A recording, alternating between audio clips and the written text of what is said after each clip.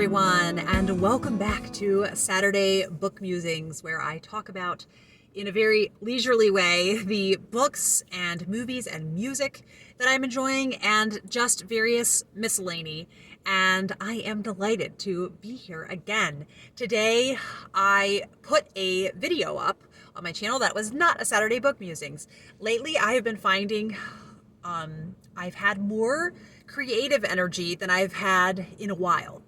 And just, I found myself, when I would take breaks from BookTube, a lot of it was I just didn't really have ideas for videos, and it just felt nice to take a break. And so then coming back and doing Saturday Book Musings has been really nice. And it's kind of, the format of it works really well. Like, I don't feel like I'm scrambling to come up with ideas. And, but lately I have found myself kind of pondering other video ideas. So I'm really delighted. I have a few videos, extra videos that will be coming out in December, and I'm hoping maybe that's a new pattern, but no guarantees. Right now I'm still considering, an extra video in the week besides Saturday Book Musings to be a bonus video. So we'll just see how far that carries into the new year. Kind of, I think also depending on how everything goes with all sorts of appointments that I'll need to have, and we're just going to wait and see, but enjoying it in the meantime. And I have yet another Christmas picture book haul. I told you last week that I found another picture book list, and boy, I'm excited about these. And these I'm not even going to bother wrapping up, because I did last week's that I hauled. I did wrap them up and combine them. Now, unfortunately, when you have a ton of new books that you're incorporating, you're not guaranteed that you're going to love them. And so there have been a couple that Peter's been reading them and is like, this is really long. And so I've said, you know what, you don't have to finish if you're finding it really tedious. So there were a couple today, which I'm realizing I should have returned them so other people could use them this Christmas season. I will bring them back next week, though. There were a couple, what was it? The Gift from St. Nicholas. He was not into the story at all. But we did read the Maple and Willow's Christmas Tree, about the one sister that's allergic to Christmas trees. And we all really liked that one. So that was really enjoyable. And I'll talk more about our Advent fun that we're having after I do book talk. So I'll go through my library haul first, and one that I'm so delighted we were able to get before all the copies were snapped up, and that is A Very Mercy Christmas by Kate DiCamillo. Arthur this year read through all the Mercy Watson books, and now he's going through the companion series, Tales from Deckawoo Drive, and he has very much been taken by the character of Mercy Watson.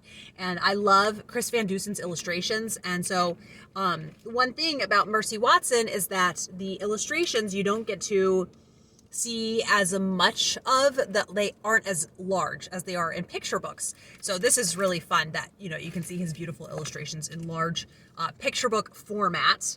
And I am so delighted that I was able to get a copy of PJ Lynch's Twas the Night Before Christmas. And I did not even know that he had this until looking on the library catalog for something else. And it popped up. Oh my goodness, look at that. So this will be a big, big treat.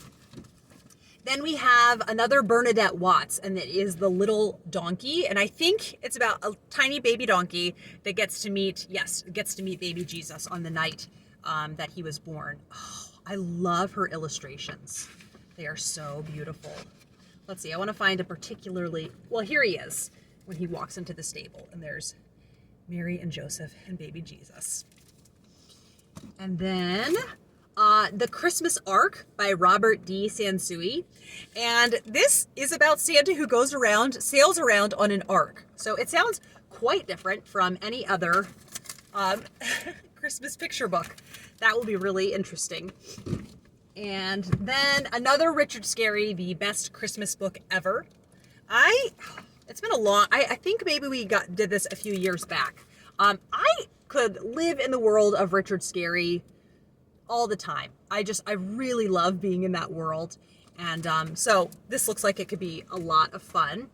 And now it makes me want to tell my sister-in-law about it, because my little nephew, Hugh, he loves Richard Scarry, and he loves looking for gold bug on the pages. Okay, this is a Shirley Hughes Christmas one I didn't know about called The Christmas Eve Ghost. I did haul earlier Alfie's Christmas, and I love that one. So when I saw she has another Christmas picture book, and we also have her The Naughty Little Sister picture book. And there's one, the very first story, she meets Father Christmas, and if I'm remembering correctly, she bites him. So it's definitely memorable. Oh my goodness. I love her illustrations. They're so charming. And then we have new to me, The Tree That's Meant to Be. This looks like it's a newer release. These are so fun. And I think it's about woodland creatures that all want to decorate a tree in the woods, if I'm remembering the synopsis correctly. A picture book of Christmas in the Big Woods. This is from Little House in the Big Woods. And just very sweet little stories. This picture book series, a nice kind of condensed way to introduce people. And one I had never heard of before this blog that I found. There's a Dragon About, A Winter's Revel. So that looks interesting. And, oh yeah, this is really fun. So this looks maybe not necessarily super Christmassy, but very wintry. One flaw with Jim Kay's coffee table sized illustrated Harry Potters is that they don't really illustrate Christmas. So I saw that this exists, Christmas at Hogwarts, and I just really, really wanted to see it. So it is the Christmas chapter from Harry Potter and the Sorcerer's Stone, which I just read, and it's just filled with glorious, glorious illustrations. Then we have another new to me, and that is Santa's First Christmas by Mac Barnett. I have read a few of Mac Barnett's books, and it's the story of Santa's first Christmas, how he decorated the tree and feasted with the elves and got lots of presents. And it looks very enchanting. Then a few more. Oh, I did make sure to get a couple of I Spy Christmas. We like to... during October, in our morning time, we would do a couple I Spy pages each morning. And so we have a Snoopy I Spy Christmas book, but it's a very quick one. So I wanted to get a couple more. And then there is Wipe Your Feet Santa Claus. And this, let's see. I think, okay, he's a naughty boy. Stephen is a naughty boy, and he's not sure if Santa's going to come. And so there is Stephen, and he's looking very gloomy. And here is the naughty little boy Stephen talking to Santa Claus. That'll be fun to explore, a new to me one. Another new to me is Christmas of the Reddle Moon by J. Patrick Lewis. That makes me think Reddle will always make me think of The Return of the Native by Hardy, and how there's the Reddle Man. On a cold Christmas Eve, the characters want to go visit their cousins, and then they get lost in a blizzard and fall in a deep hole. And so it almost sounds a bit like Alice in Wonderland at Christmas time. So wild and wonderful, maybe very much like a fairy tale. Another Bernadette Watts, and that is Trouble at Christmas. And there is a dragon right at the front of this one. So that should definitely not be boring. Santa Claus has a problem. The reindeer are tired of working, so he has to get other creatures to pull his sleigh. Oh, this looks like so much fun. Okay, then I did get two more things. Firstly, I got a DVD of The Shop Around the Corner. So my DVD, a few years back, it stopped working. It's been far too long since I've watched this lovely, lovely movie. And this summer, I did actually try watching In the Good Old Summertime. And I was like, this movie is good, but it's not The Shop Around the Corner. I love this so much. And I love You've Got Mail. But In the Good Old Summertime, to me, felt so very close to The Shop Around the Corner that it just made me miss it. Whereas You've Got Mail, because it's so modern, it feels different enough.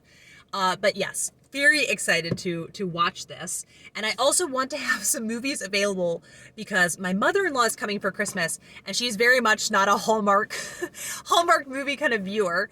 So I'm like, I need to say, have some movies saved. So if I want to do Christmas movie viewing while she's there, I can have things besides Hallmark movies. So I will have some of those more classic feeling.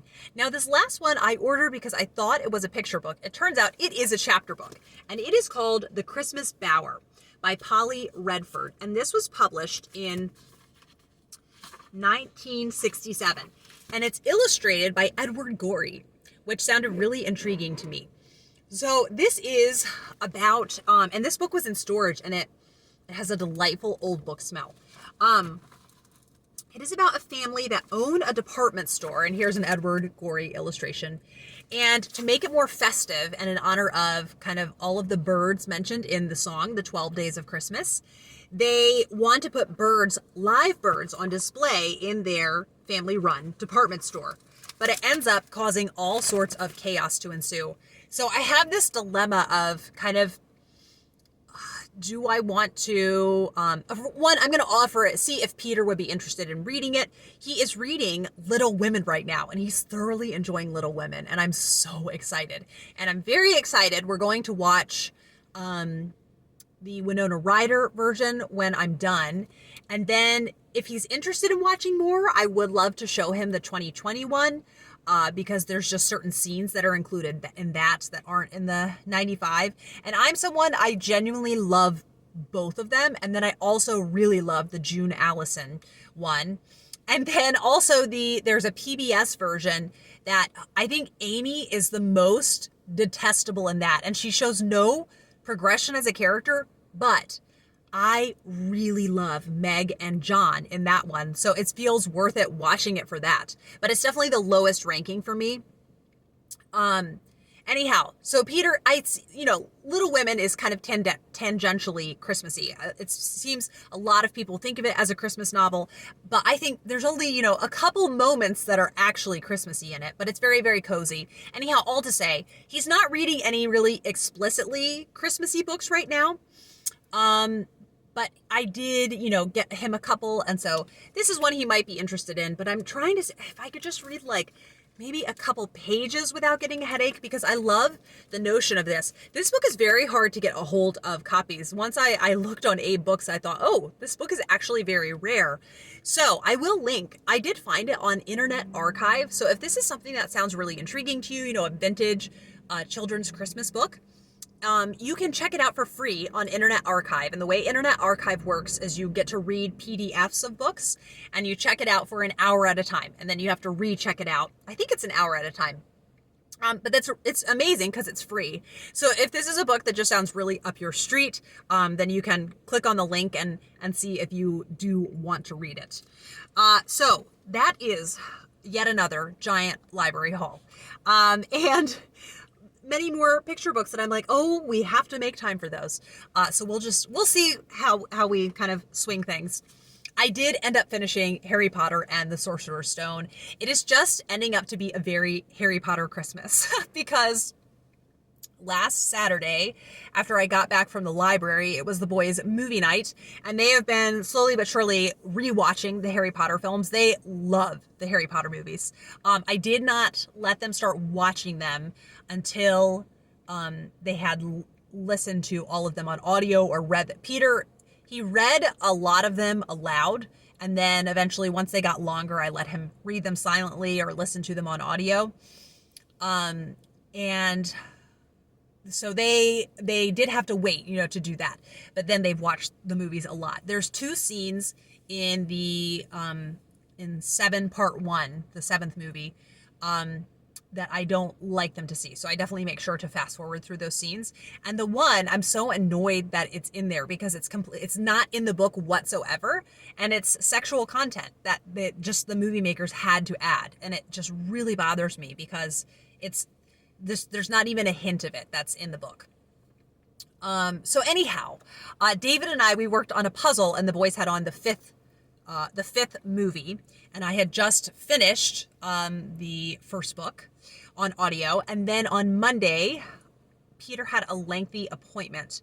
And so, we couldn't start one of our group audiobooks because he was at the infusion clinic with his dad. And so Arthur and we started listening to the second on audio. Just kind of as soon as I finished the first one on audio, I thought, you know what? Harry Potter just feels extremely cozy for Christmas time. And my friend Becky, I know every Christmas season, she loves to pick a few to go through again. And Jim Dale's narration, it's just perfect. It's perfect. That's the one that I grew up with. And actually a few years back, Hoopla, they added the Stephen Fry narrations, and I tried it. And what's wild is I love Stephen Fry's voice. I love his Paddington audiobooks that he's done, but it didn't feel like Harry Potter to me, just simply purely because it wasn't what I had grown up on. So yeah, it just feels just so lovely to sink into those audiobooks. And I particularly love the plot of the second one. So yeah, as soon as I finished the first one, I thought, okay, I'm gonna go right into the second one.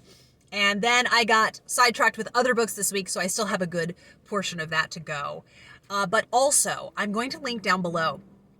I have found just some of what are the most all-time cozy ambiance rooms, and they are the different common rooms at Christmas time. So they're just brimming over with Christmas decorations. Now, I can't remember genuinely what the Slytherin one is like, but I will link them because if you're somebody that likes really cozy music on in the background while you're reading, or if you just want to have them on to make things feel more festive and Christmassy, there's lots of twinkle lights and Christmas cookies and Christmassy sounding music. It's just lovely, lovely.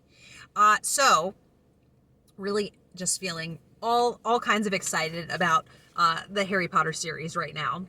And then I am basically done. The boys and we are rotating. We're taking turns with picking Christmas audiobooks. And so Peter picked Christmas with Anne. So that's the thing that we worked on this week. And I have to say, it's been a very 3-star reading experience for me. And this is generally, I'm just very hard to please with the short story format.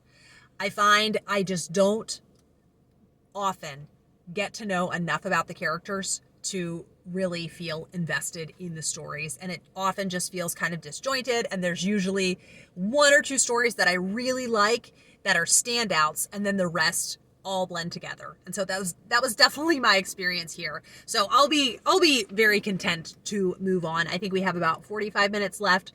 And I haven't disliked it, but it just has felt consistently 3-star the whole time. And kind of, it includes the puffed sleeve story. And I think the whole time, this just makes me want to read Anne of Green Gables, not just listen to kind of these random short stories. So I hope the Ella Montgomery fans don't come at me. And then I had a whole, that's what it is also. I didn't make more progress in Harry Potter because I've spoken before about how I love to have a future book lined up. When I have a book that I'm currently reading and enjoying, I need to know that I'll have one that I like after that one. And I started trying other books because I needed to know after Harry Potter, I would have something. And I ended up DNFing 7 books. So I finally got to this one, which was Goodwill for the Gentleman by Martha Keyes. And I ended up giving it 2 stars. And I only completed it. I'm a very generous DNFer. I only completed it because I had 7 DNFs in a row. It was just these other books that as soon as I started them, I knew either A, I'm not in the mood for it right now, or B, the writing, I was like, okay, this is just silly. I can't suspend disbelief. So I tried some contemporaries and certain classics that I'm not in the mood for right now. And so I got to Goodwill for the Gentleman. And now I have to say that I do love historical romances at Christmas time. I really enjoy that. Is just something about I have trouble reading literary fiction at Christmas time, but genre fiction, so whether it's a Christmas mystery or a Christmas romance, I thoroughly enjoy. And in general, I'm just skewed, I'm biased against literary fiction. I either want classics or genre fiction. That's generally how things have tended to go. And it started off, I was fairly interested in it. It is kind of a complicated setup where there is our leading man. He was engaged and broke things off. And there are two sisters in this family. And so he was engaged to one of the sisters and he broke things off. And you find out very shortly into it, he broke things off because he realized he was in love with his fiance's sister, not with his fiance. And the fiance's sister doesn't know that he has been in love with her and hates his guts. Like, she's so mad at him for breaking off the engagement, especially because it can really, this is Regency era. He could have ruined her reputation forever. And then through a set of circumstances, they have some forced proximity at Christmas time. And so the setup, I actually was pretty intrigued. And then 50% through, maybe 50%, I just started to be really bored. I was really bored, honestly. And it just felt very samey compared to a lot of books that I've read.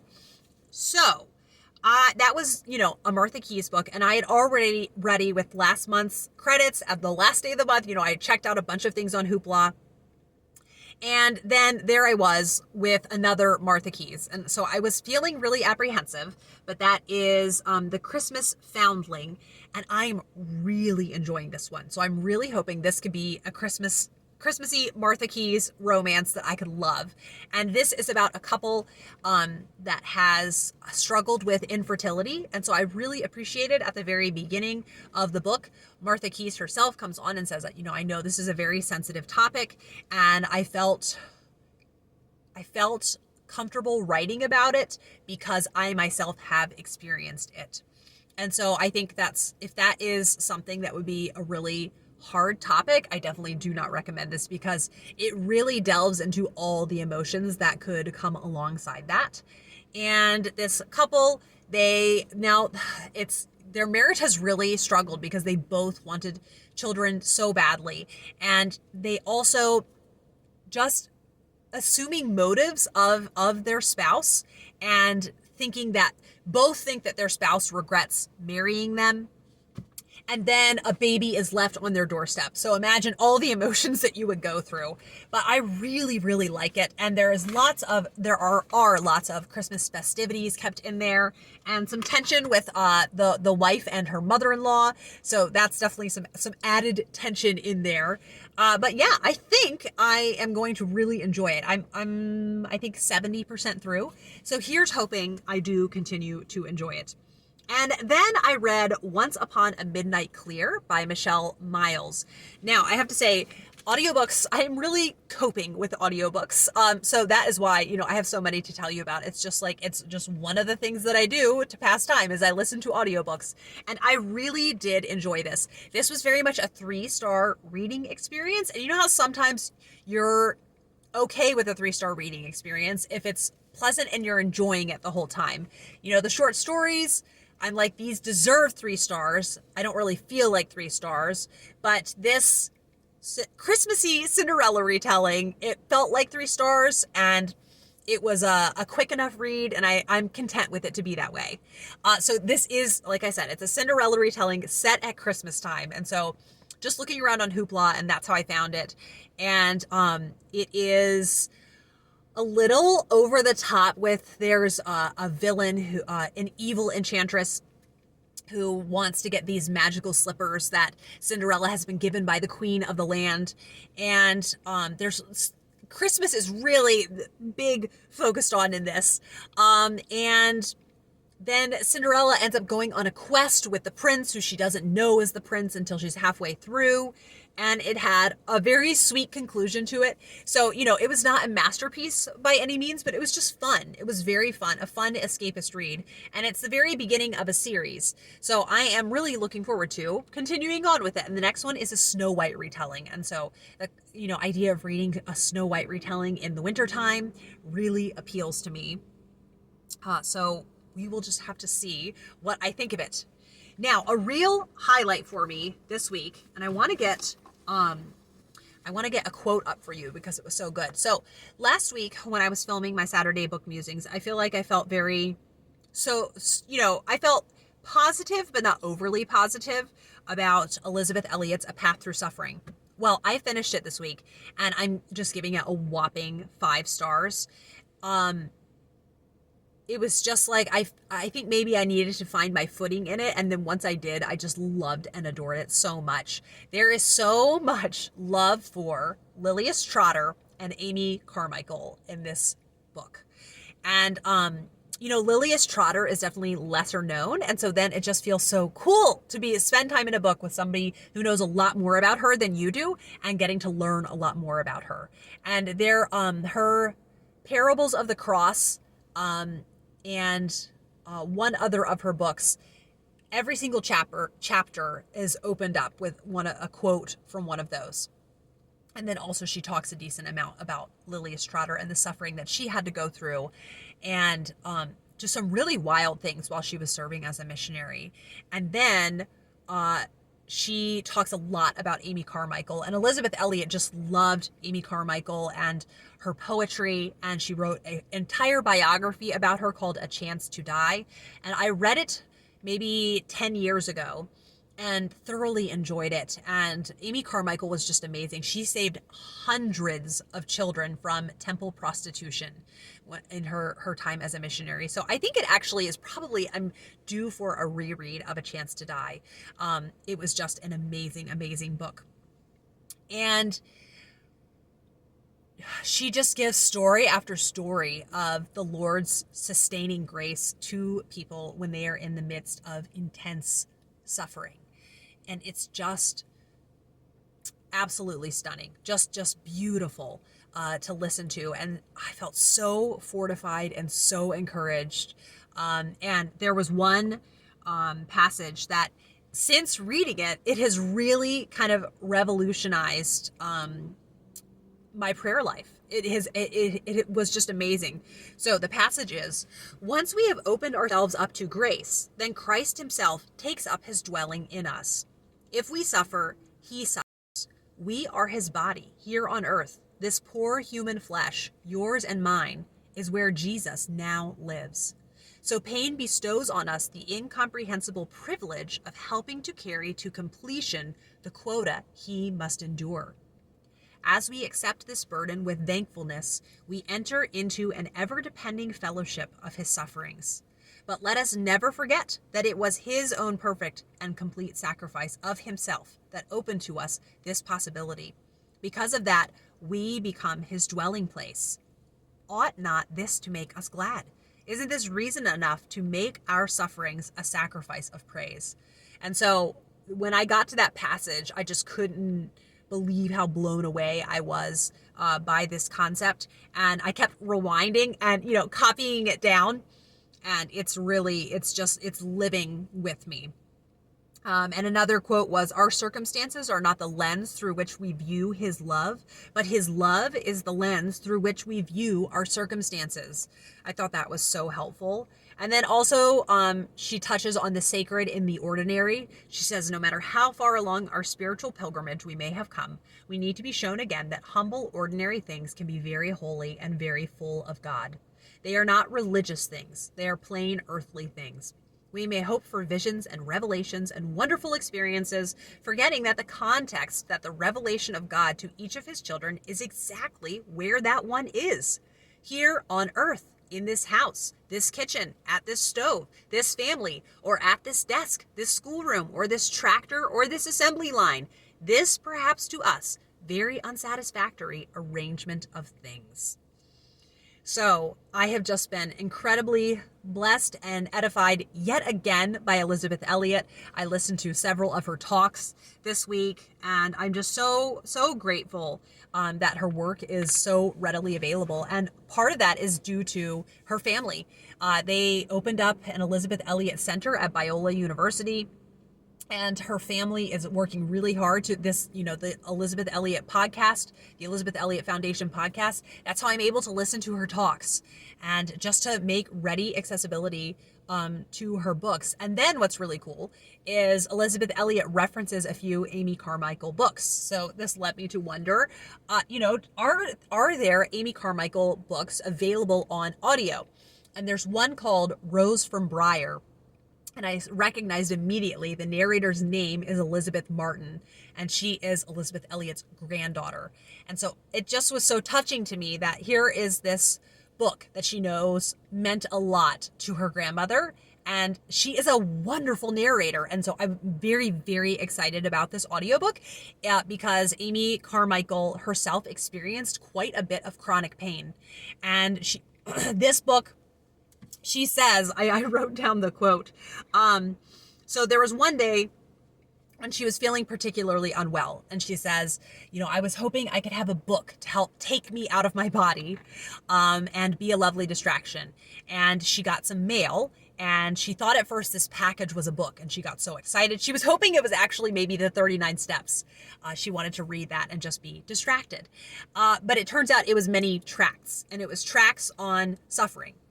And she read them, and she says that they were written by the well to the unwell. And so she said it was just very clear that it was by people who hadn't experienced true suffering. So she then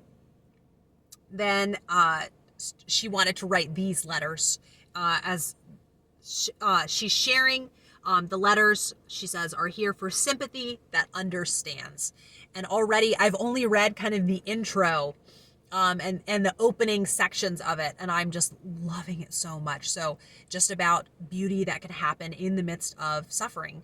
And it's such a contrast. It doesn't seem like it could, but it's so comforting to, hear this from somebody who they experience physical pain on a regular basis. And I'm so grateful to Elizabeth Martin for narrating it, and now I can be blessed by it. Okay, I have so many books that I am excited about, and I need to get working on some of my Libby audiobooks. So realizing I have limited audiobook time with the boys. So I think just by myself, I'm going to listen to The Lion, the Witch, and the Wardrobe. And I started it this morning, and honestly, I just felt like weeping as soon as I started it. Like, it's just so beautiful. It's so, just the more I fall in love with fairy tales, and there's just so much truth, beauty, and goodness. And I think they can seem like rather simple stories, but they have such rich symbolism and meaning and just beauty in them. So The Lion, the Witch, and the Wardrobe, I think, is my favorite out of the series, but I do later on this winter feel like rereading The Silver Chair and either Prince Caspian or The Horse and His Boy, possibly both. But I am listening to the audiobook narrated by Michael York, and I have to say it's a very surreal experience as a Gilmore Girls fan to have Professor Asher Fleming narrating The Lion, the Witch, and the Wardrobe. But he does a great narration, and so it feels wonderfully Christmassy to be in this book in the land of Narnia. So I will be alternating between that and the Chamber of Secrets, and then the Christmas Foundling. And then I do have several other historical Christmas romances that I'm very excited about. So hopefully I can just kind of, flit back and forth in an efficient manner. And also, there's, like I said, a few Libby reads that I definitely need to get working on before they expire, especially for ones like Narnia. The hold line is always super long, so I would have to wait a long time if I didn't finish it in time. Okay, I think that covers all the currently reading, and now I have a bunch of other things to talk to you about. And the first is this week's Christmas music I wanted to recommend. So first on the list is Dave Barnes. Now, random personal trivia. I grew up in a very small town in Mississippi, and about 45 minutes from the very small town that I grew up in, and my dad was a pastor, there was another small town and another church in the same denomination, and Dave Barnes' father was, Jim, was the pastor of that church. So I, myself, never met Dave Barnes, but my dad did, because Dave Barnes is maybe 15 years older than me. And so my dad met him when he was younger. And anyway, now he is a very successful musician, and his Christmas music is lovely. So if you love it's very kind of homey sounding and cozy while also being classic. He really loves Christmas. The man loves Christmas. He used to do these really funny skits as Santa Claus and things, and he's just a really funny guy. Anyway, he has several Christmas albums. So if you like his voice, I think he has a very beautiful voice. You're in for a big treat. Then to make things more classic, Julie Andrews. I find her Christmas music to be so calming, and it's just relaxing to have on and make things feel more festive. I really love her Christmas music, and it makes me so sad that because of a surgery that went poorly, she really is not able to sing like she used to. But she's such a what do I want to say? She's such a resilient person. She doesn't hold bitterness about that. I've seen her speak about it in interviews, and she's just talked about all the lovely, lovely things in her life, and she's just filled with gratitude for all of the years that she was able to sing. So I was just found that very moving. Then for the millennials, you might recognize the name Jackie Velasquez, and this album, it's so very nostalgic for me. I remember, I think I was 12 when it came out? Possibly 12, maybe 11 or 12. And I love this album.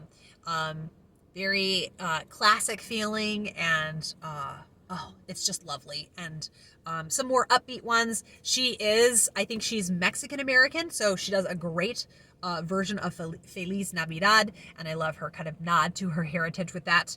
And yeah, good one that you don't want to miss out on. And then lastly, Sarah McLachlan. This is what I would say is a wistful Christmas album, and I kind of love that about it. Her version of River is so beautiful. She has a couple Christmas albums, but I think Wonderland is my favorite. And yeah, she just has such a achingly beautiful voice, and I just find it to be a really special, kind of emotionally forceful Christmas music. Okay, I did some serious movie watching this week. And the first is a Hallmark that it was so fun because I watched it and loved it. And then Emma Rose recommended it in a comment. And so that is Three Wise Men and a Baby. This is so fun. This is a Hallmark where there are three brothers that are not close at all. They've grown apart. Their dad left when they were maybe ranging between like 8 and 12. And they've kind of never recovered since then. They have a great mom. They all love their mom. But they really just they frustrate each other, and they have trouble getting along. They have a lot of trouble getting along. And then somebody leaves a baby at their doorstep. They have no idea who it is. Or one of them is a firefighter. Someone leaves the baby at the fire station with a note for Luke. And so then just the way that this baby brings these brothers together, it's very, very sweet. So there are 2 sequels, Three Wiser Men and a Boy, and then this year came out Three Wisest Men. I am a little bit nervous to watch them because I loved that one so much. It's so funny, and the dynamics between the three of them is wonderful. So I don't know. I'm going to see what I think about it. Then we met in December, and this has Autumn Reeser, and I have to say, I'll talk about that in a moment. So this is in a category of, it was really well done, and I love Autumn Reeser, and that was a big motivation for me watching it. But the lead actor in this, any movie that he's in, I don't get it. He doesn't seem like he's trying. He doesn't seem like he's acting. Like, he just seems like he's a dude being himself. And his acting is so sleepy. Like, look alive, buddy. He does not appeal to me. I want more from him. So they meet at a layover, and then they're each going to go get some sleep for a few hours. They've totally fallen in love in just the course of a day together. They've really connected. And then after they get a few hours sleep, they're going to get up and have breakfast together. And then they're going to go on their flight home together. They're supposed to sit next to each other on the flight, but they don't get each other's numbers. And so then, due to circumstances, he misses his flight and she doesn't have his number. And so then the whole movie is them remembering conversations that they had about different Christmas traditions that they have, and so going to those different places and just missing each other. And so that is a really stressful concept to me, just this, like, they keep almost seeing each other and then they don't. And so I thought it was so well done, but it was just not my favorite kind. I think I like the more funny ones. That's my ideal kind of one. And so then I really enjoyed, it's a new one that came out this year called Merry Christmas, Ted Cooper. And it's about this guy who has perpetual bad luck at Christmas time. And he is a newscaster. And at his news station, he finds out that secretly all the other cast and crew at the news station are taking secret wagers on the different catastrophes that will happen to him at Christmas time. He's going home to be with his family at Christmas time. And there is a girl who he had the hugest crush on in high school, who he ends up running into, and they have this kind of instant chemistry. She just never really noticed him in high school, but all of these catastrophes keep happening to him while they are falling in love. And he just felt like such a golden retriever. He was just delightful to spend a movie with, his character, and I really loved it. So that's one I really recommend. I think it's really enjoyable.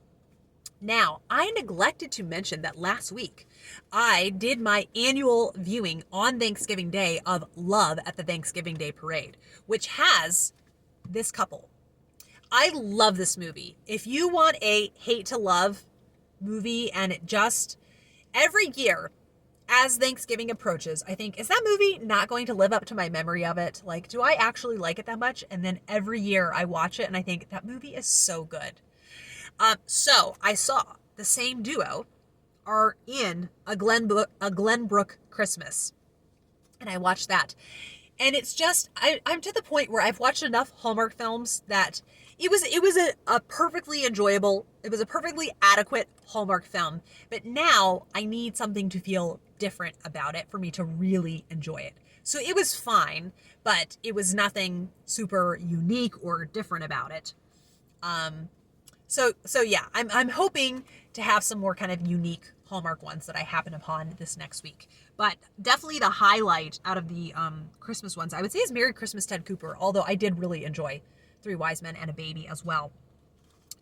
Last night, I got to share with my boys one of the very nostalgic childhood Christmas movies, and that is Miracle on 34th Street. This is the one that I grew up on. Last year was the first time I could actually say I enjoyed the original film. I tried like 6 times with that movie, and I know it is a regular one for so many people, but it's not the one I grew up on. But last year it's so unrelentingly slow paced, and that's a vibe. It's a thing. And I think people would say, well, that's, how movies were made then. But there are other old movies like The Shop Around the Corner that it doesn't feel like that. Just something about it. But last year I thought, okay, I think actually I finally do like this. But anyhow, all to say, I wanted to watch a Christmas movie and the boys were around, and I knew that they would be more likely if I would watch one like made for kids. So I gave them several choices, and they both said they were interested in Miracle on 34th Street. Now, this is one that I don't think I would want to watch every single year. I think I would maybe get tired of it, but it had been a solid 5 years since I had seen it, and I had so much fun. It is unbelievably well done. The cast is just perfect.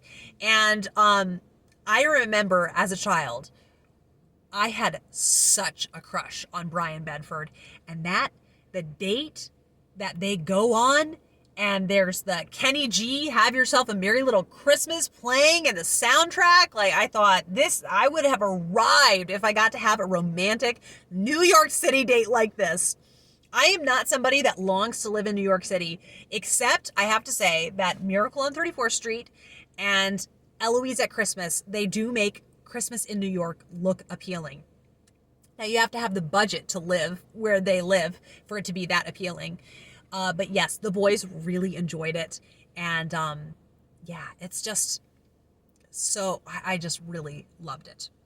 And then this morning, while we were putting up Christmas decorations, I finally watched I'll Be Home for Christmas with Jonathan Taylor Thomas. This felt like such a 90s 90s kid movie. It not only did it have Jonathan Taylor Thomas, but it also featured Jessica Biel and her boyfriend from Seventh Heaven. He's Robbie on Seventh Heaven, but he was in this movie too. And then as the credits roll on is NSYNC's, what is it? Happy Holidays, Merry Christmas, Happy Holidays. Jessica Biel is now married to Justin Timberlake. It was just everything collided. So I do think this is one I a little bit missed out on. The main character, he's a self-absorbed jerk. And so I was so annoyed by him at the beginning of the movie that I Googled, does he become less selfish by the end? And so Google told me that he does become less selfish. And so I thought, okay, I will continue to watch this and I will give him a chance to have a character arc. And he does have a character arc by the end, but he is not sure if he wants to go home for Christmas. His dad is recently remarried. His mom died and his dad remarried 10 months after his mom died. I can't imagine what that would be like to go through as a kid, to have your dad remarried that quickly. His stepmother's very sweet. Like, she really likes him, but it's just a lot for him to adjust to. So his dad tells him, if you get home by 6 p.m. on Christmas Eve, I will give you that Porsche that we've been talking about giving you. And so he does everything that he can to get home on time. So it's kind of planes, trains, and automobiles, but at Christmas time. So it was enjoyable. I don't know if I'll ever rewatch it, but I had been meaning for years to finally watch it. And so I did. And yeah, now I can say that I watched it. But it was very fun while I was watching it. And last night during Miracle on 34th Street, we're working on some handmade Christmas decorations. And so Peter put in a lot of time with these. He made, I'm going to put up pictures. He made the cutest gingerbread man garland that's going over our front window. And then he also made all these little Christmas trees with little shiny baubles on them and candy canes. I did the candy canes. And then we have them hung up with string just all over the living room. And then this morning, I put up the Christmas paper chain. We still had our Halloween paper chain, and it was bugging me that was still up. I meant to put up, we do have a Thanksgiving one. I like to have a paper chain up kind of all the time. And so we have a Thanksgiving one that is orange and yellow and red and brown, but I hadn't gotten around to putting that up. So now we finally have the Christmas paper chain up, and just feels lovely to have all this coziness in the house. As far as content goes on YouTube, you're just so spoiled for choice. In the month of December, there is so much amazing content that goes up. And Jen from Jen's Reading Life is putting up so many fun videos. And yesterday she had a video where she recommended her favorite Christmas books. And I'm really excited about two in particular because I didn't know that the Willows in Winter that she talked about, I didn't know it was available on audio. And then it wasn't that expensive on Audible, but then I looked and it's on Spotify. So I don't even have to buy it to listen to it. And I'm so excited about that. And then also The Christmas Tree That Loved to Dance by Miranda Hart. I find Miranda Hart just so ridiculously likable. And I saw, on her social media earlier this year that she was releasing this fun Christmas book. The audiobook I think is only an hour and a half long. It's not long, but I find her sense of humor just ridiculously funny. And I am really looking forward to reading that. So I'm so grateful to Jen for reminding me of those. And then I know, none of us are really longing for more. We're not like, I just don't have enough Vlogmas content coming at me. But I will say that Molly from A Homespun House, I have watched her channel for years. She is a knitting channel, and I especially love her Vlogmas videos. So she is an American married to a German man, and they, when I first watched her, they lived in Germany, and in Berlin. I'm pretty sure they live in Berlin. And then they moved to the Midwest to be close to her family for a few years, and now they're back in Berlin. And it's so fun to get to see Germany at Christmas time because it's just so beautiful. I love the kind of aesthetic that's in the Christmas decorating, and just to see all of the kind of out and about things that they do at Christmas time is really, really fun. And so for Advent fun, one of the things we're doing is reading a Christmas anthology. And I showed, I have that bug book. And so we're still going through the bug book. But we're also now doing a page each morning from this Christmas anthology. And this morning was a boar. And I don't know how many of you have heard the Boar's Head Carol. It is so much fun. For those of you that are familiar with kind of Tudor Christmas celebration traditions, you'll know the Boar's Head Carol. And I'm going to link down below. I wanted to show the boys this as soon as we had a boar, as soon as I saw that we had a boar for this morning. There is at Queen's College, they had a whole Boar's Head ceremony where people marched in while singing the Boar's Head Carol, and it was so much fun. So I think you all might enjoy it too. And then thank you so much. My sweet friend Jo, she messaged me and said, I would love to gift you and the boys a Jackie Lawson Christmas advent calendar. And so Jackie Lawson is this amazing illustrator. Her art is so beautiful, and it looks very Nordic in its style, or in the locations where everything is set. And each day you get either a little video or a game. And then in addition to that, you're supposed to find an elf that's hiding. And there's other activities you can do, like we decorated the Christmas tree that's in kind of the main house. And the game this morning was very, very fun. So we spent a lot of time on that game.